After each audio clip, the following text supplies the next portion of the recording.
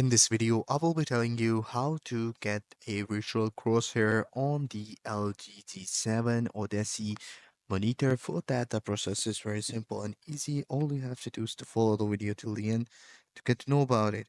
So what you have to do is to, first thing first, is access the on-screen display OCD menu by just pressing the joystick button located at the bottom of the center of the rear of the monitor to open the OCD menu.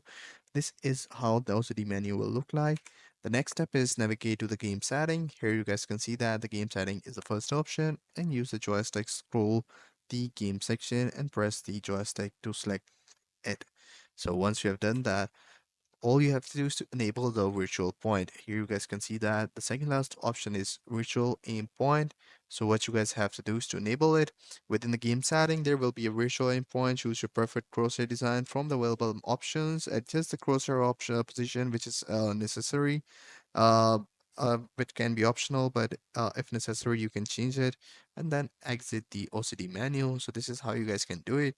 I hope you find this video helpful. If you do, please consider subscribing to our channel. Take care. Bye bye.